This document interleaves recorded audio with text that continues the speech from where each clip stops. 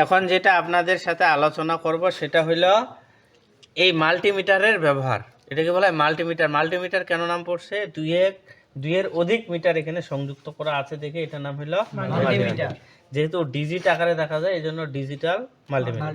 তো এখানে দেখেন প্রথমে আসি যে মিটারের এটা হলো সিলেক্টর, ঠিক আছে? এগুলাকে বলা হয় পরীক্ষাকরণ টার্মিনাল বা নব। এটা হলো সিলেক্টর, মানে বিভিন্ন জায়গায় সিলেক্ট করে বিভিন্ন মিটার এখানে মানে ব্যবহার করা হবে।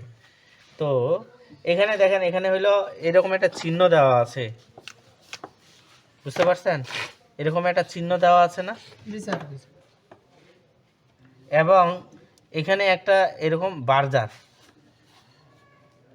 অর্থাৎ এখানে কন্টিনিউটি বোঝাচ্ছে। আমাদের মিটারে প্রথমে দেখতে হবে তারটার কন্টিনিউটি ঠিক আছে কিনা, কারণ তারটাও তো ফল্ট থাকতে পারে, তাহলে মাপতে যায় তো সঠিক মান পাবো না। তাহলে এখানে দিয়ে আমরা দেখব মিটারের কন্টিনিউটি আমার ঠিক আছে। এরপরে হইল আমি রেজিস্ট্যান্স মাপবো, সেটা এই যে ফিলামেন্ট বাল্বের হতে পারে, কম্প্রেসরের কি যে মোটর আছে এটার কয়েলের রেজিস্ট্যান্স হতে পারে, ফ্যানের হতে পারে, পাম্প মোটরের হতে পারে। যতগুলা কয়েলের রেজিস্ট্যান্স, ওয়াটার হিটার বলেন, রাইস কুকার বলেন, পাম্প মোটর বলেন, তারপরে এখানে কম্প্রেসর মোটরের কয়েল বলেন, ফিলামেন্ট বাল্ব বলেন, এগুলার মাপা হয় রেজিস্ট্যান্স। যদি রেজিস্ট্যান্স থাকে তার মানে ডিভাইসটা ঠিক আছে, আর যদি রেজিস্ট্যান্স না থাকে তাহলে ডিভাইসটা নষ্ট। তাহলে আমি 200 ওহমসে দিয়ে দিলাম, সাধারণত এগুলো 200 ওহমসের মধ্যে। কম্প্রেসরটার তাহলে কি মাপা হয়? রেজিস্ট্যান্স। যদি রেজিস্ট্যান্স কি দেখায় তাহলে কম্প্রেসরটা ঠিক আছে, আর যদি কোনো কয়েলের রেজিস্ট্যান্স না দেখায় তার মানে এটা ঠিক নেই। কথাটা কি বোঝা গেছে? তাহলে এই বাল্বটা এটা ঠিক আছে কিনা এটা কি মাপা হবে? রেজিস্ট্যান্স। ঠিক আছে, 18.7।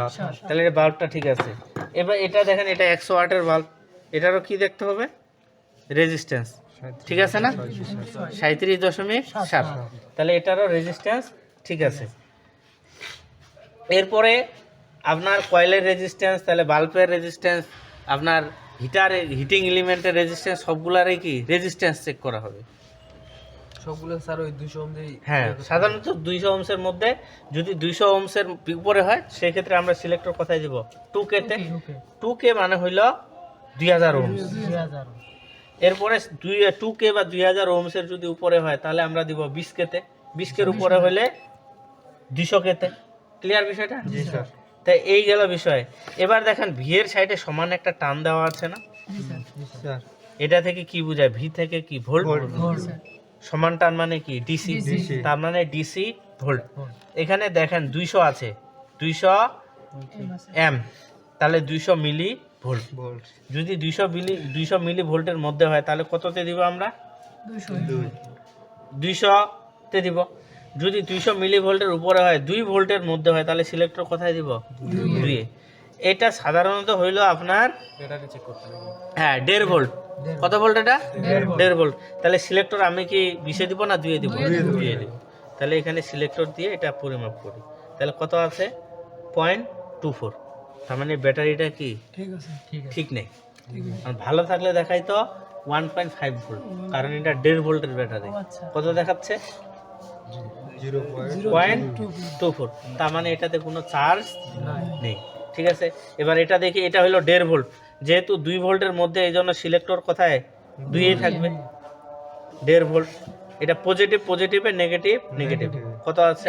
1.40। আর এটা থাকবে 1.5। তাহলে এটার কি চার্জ একটু কম আছে না? কম আছে। এরকম মোবাইলের ব্যাটারি যদি মাপেন তাহলে ওটা 3.7 ভোল্ট। তাহলে কি সিলেক্টর 2 এ দিতে হবে না 20 এ? 20 এ। যদি 20 ভোল্টের উপরে হয়, 200 এর মধ্যে হয়, সিলেক্টর 200 তে। যদি 200 এর উপরে হয় তাহলে সিলেক্টর 1000 এ। এবার দেখেন ভি এর সাইডে বক্ররেখা আছে। ভি এর সাইডে এখানে হলুদ রেঞ্জটা আছে না? যদি 200 মিলি ভোল্টের মধ্যে হয়, 200 মিলি ভোল্টের মধ্যে হয়, তাহলে সিলেক্টর কি 200 মিলি ভোল্টে। যদি 2 ভোল্টে হয় তাহলে 2। যদি 20 ভোল্ট এসি হয় তাহলে কি সিলেক্টর 20 এ। যদি 20 ভোল্টের উপরে হয় তাহলে কি 200 তে। 200 এর মধ্যে হলে 200 তে। এবার আমাদের এই যে সাপ্লাই, এটা কত ভোল্ট বলেন তো? 220। তাহলে সিলেক্টর 200 না 750? 750-এ দিয়ে এটা কি করা যাবে, এখানে মাপা যাবে। কথাটা কি বোঝা গেছে? এটা যদি মাপতে চান তাহলে ওখানে প্লাগটা দিয়ে দেন, ওটা খুলে এটা লাগাও। উপরে লাইন আছে তো আরো। লালটা নামিয়ে দাও তো। হ্যাঁ ঠিক আছে। তা এরপরে তাহলে এখানে আমরা দেখি তাহলে 750-এ একটা জিনিস এখানে মনে রাখতে হবে, একটা এখানে ধরে আরেকটা প্রবেশ করানো যাবে না। তাহলে একটা একটা করে প্রবেশ করান অথবা দুইটায় প্রবেশ করান, কিন্তু একটা প্রবেশ করে একটা ধরে থাকা যাবে না, ঠিক আছে? তাহলে কি এখন আছে 214 ভোল্ট। ক্লিয়ার বিষয়টা? তাহলে আমরা এসি ডিসি মাপতে পারবো, রেজিস্ট্যান্স মাপতে পারবো। 220 থেকে 214 কেন? কারণ 2-1 ভোল্ট বেশি হয়, 2-4 ভোল্ট কি হয়, কম হয় বাংলাদেশের। এবার হলো কি, এটা ক্যাপাসিটর না?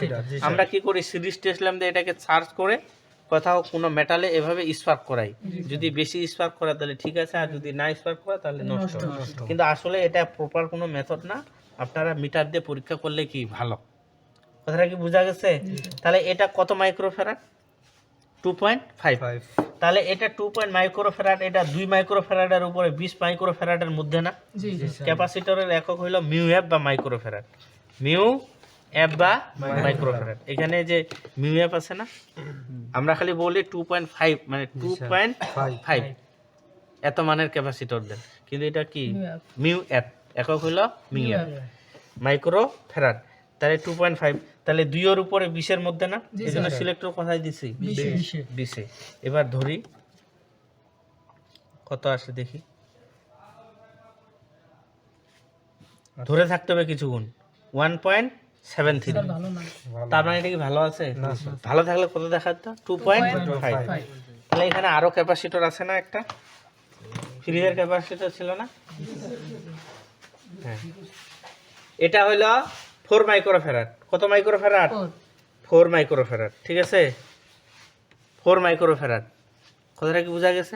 এটা এবার চেক করে দেখি, কিছুক্ষণ ধরে থাকতে হবে, ঠিক আছে? ঠিক আছে না? তার মানে এটা ঠিক আছে। যদি কি কম দেখাইতো, 2 দেখাইতো, 2.5 দেখাইতো, 1.5 দেখাইতো, তাহলে এটা নষ্ট। তাহলে আমরা ক্যাপাসিটর পরীক্ষা করতে পারবো না? এরপরে হইলো এখানে এম্পিয়ার। এর সাইডে একটা বক্ররেখা দেওয়া আছে, তাই না?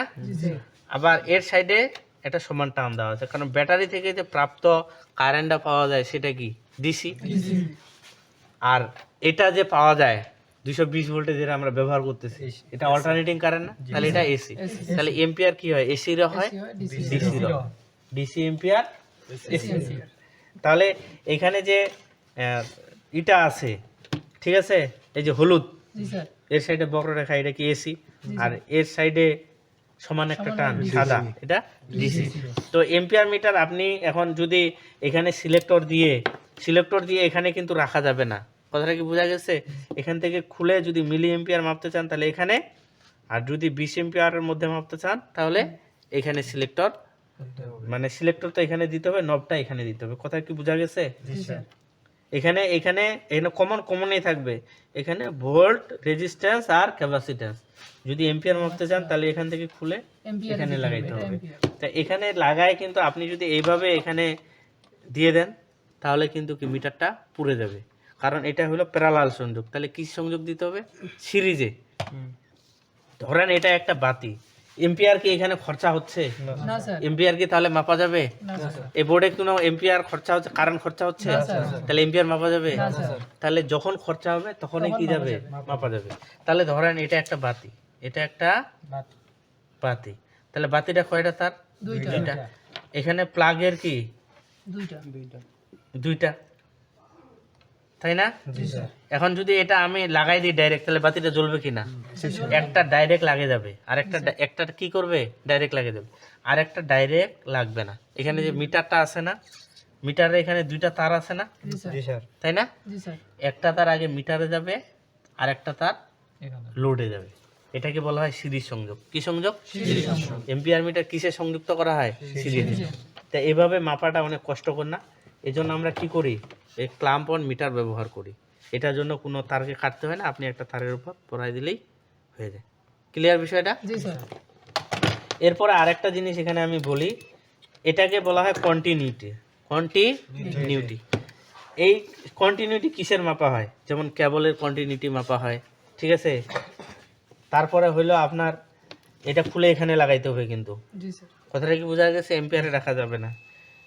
কন্টিনিউটি দেখাচ্ছে না? জি স্যার। এখন কার কার কন্টিনিউটি মাপা হয়? যেমন এটা কি ফিউজ না? জি স্যার। ফিউজটা কন্টিনিউ আছে কিনা এটার কি মাপা হবে? কন্টিনিউটি। ঠিক আছে। কন্টিনিউ আছে। জি স্যার। জি স্যার। এবার ওভারলোড প্রোটেক্টরের কি মাপা হবে? ওভারলোড প্রোটেক্টরের কি মাপা হবে? কন্টিনিউটি। এই যে ওভারলোড প্রোটেক্টর আছে, অর্থাৎ এখান থেকে এখানে কি আছে কিনা, কন্টিনিউ আছে কি? আছে কিনা। ক্লিয়ার বিষয়টা? জি স্যার। তাহলে যতগুলা রক্ষণ যন্ত্র এবং নিয়ন্ত্রণ যন্ত্র আছে সেগুলার কি মাপা হয়? কন্টিনিউটি। কন্টিনিউটি। এই যে আমাদের এটা প্লাগটা ধরেন এটা লাইন পাচ্ছে না, তাহলে এটার কি মাপা হবে? কন্টিনিউটি। কন্টিনিউটি। তাহলে আমি প্রথমে একটাতে ধরলাম, এক প্রান্তে ধরে আছে, জি স্যার। তার মানে এটা লাল তারটা কি আছে? ঠিক আছে। কন্টিনিউ আছে। এবার কালো তারটাতে ধরি, কন্টিনিউ আছে। কথাটা কি বোঝা গেছে? যদিও রেজিস্ট্যান্স মাপে বোঝা যায়। আশা করি আপনারা মিটারের ব্যবহারটা পারবেন এখন। জি স্যার। ক্লিয়ার বিষয়টা? জি স্যার। জি স্যার।